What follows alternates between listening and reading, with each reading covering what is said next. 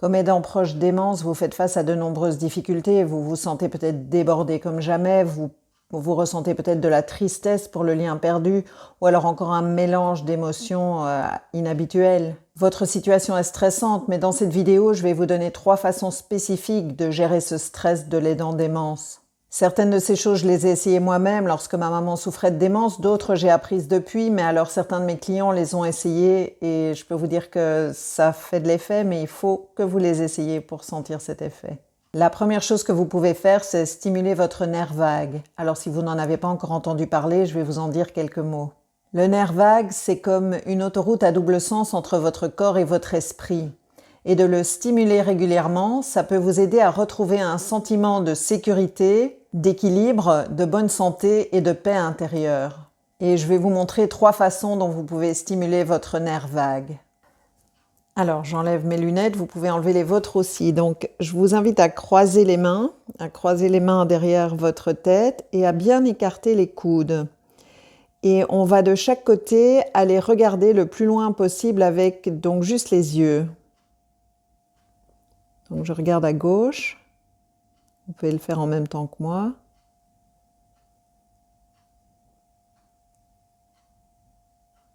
Et puis on revient au milieu.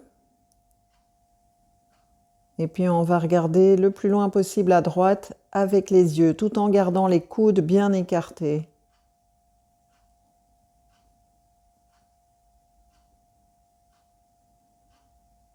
Et on revient au milieu.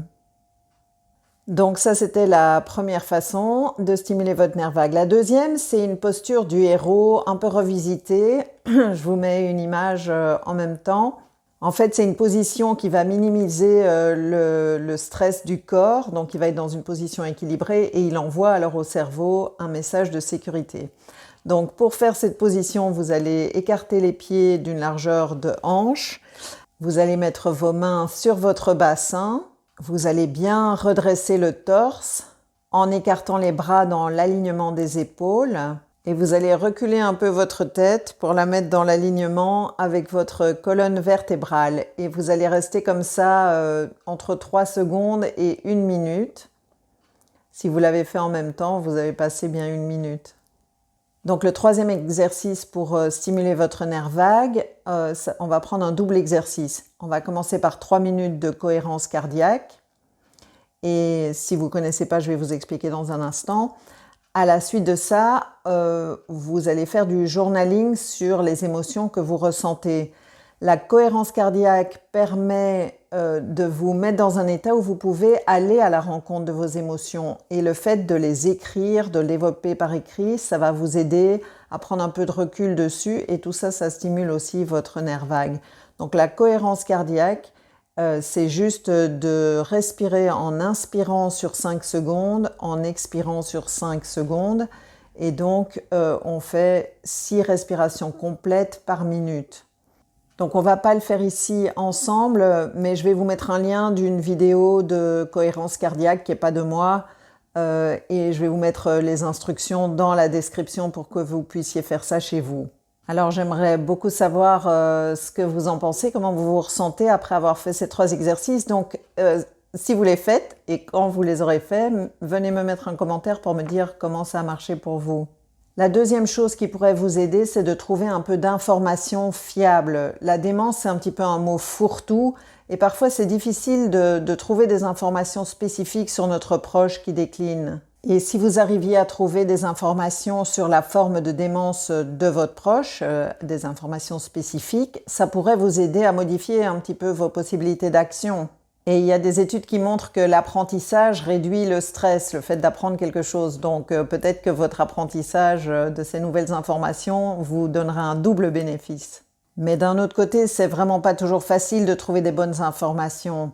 Quand ma maman déclinait avec sa démence, je pense qu'on n'a vraiment pas eu les meilleures informations possibles et mon papa n'était pas très proactif. Et moi, je vivais à 400 km, je pouvais pas tout faire. C'était assez frustrant pour moi et je continue de croire que si on avait eu des meilleures informations, on aurait pu mieux gérer tout ça. Et si, comme moi, vous trouvez que c'est difficile d'avoir des bonnes informations, vous aurez peut-être des émotions à gérer comme de la frustration, du regret, de la colère, de la tristesse et peut-être que ça vous encombre. Si c'est le cas, vous pouvez tonifier votre nerf vague, comme je viens de vous le montrer, mais une autre chose qui pourrait vous aider, c'est d'avoir du soutien, comme dans un groupe de soutien. Et c'est exactement le type de soutien que je propose dans votre soutien à portée de main, qui est la communauté de soutien en ligne que j'anime. Vous trouverez les informations dans la description et vous pouvez me contacter si vous avez des questions. La troisième action très spécifique que vous pouvez faire pour apaiser votre stress de l'aidant de démence, c'est de prendre un peu de temps pour bouger votre corps, pour faire un peu de sport. Ça vous demandera bien sûr de prendre un peu de temps pour vous, mais ça c'est important en tant que tel, j'en ai parlé dans la vidéo précédente. Le sport réduit le stress, ça c'est connu, et ça participe aussi à tonifier le nerf vague.